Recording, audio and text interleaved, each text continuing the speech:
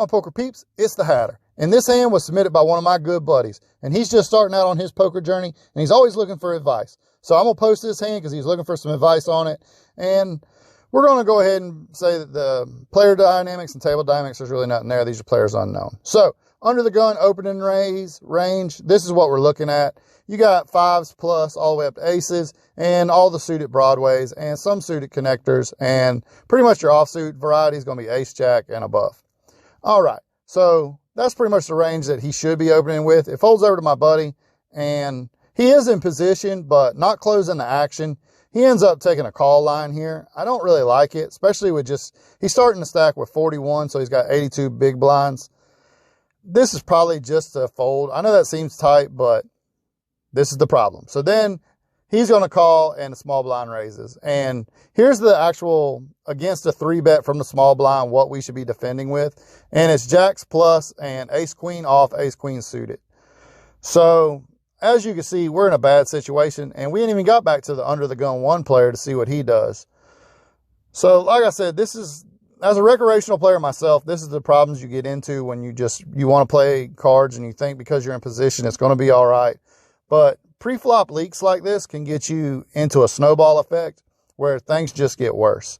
So he ends up thinking about it, and now that he's invested some, he wants to stay. So he calls, and with 14 in the pot, we go to a flop of ace, deuce, jack, 2 clubs. And the small blind, he's going to go ahead and think about it and lead out for 1/3. And at this point, I mean, we got ourselves in this situation, so now we got to do the best we can post-flop.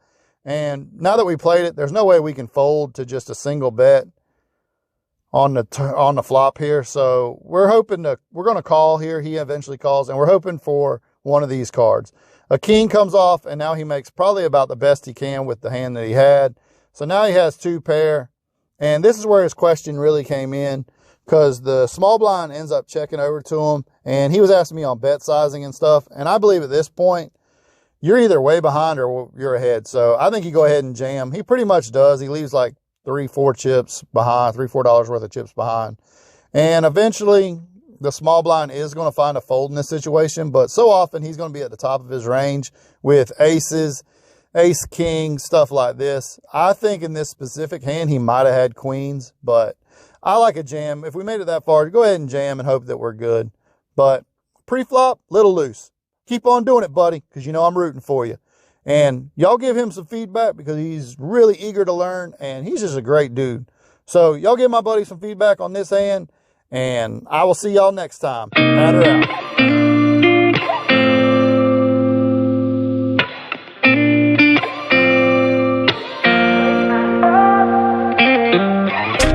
Gotta find my way to you, even though you're next to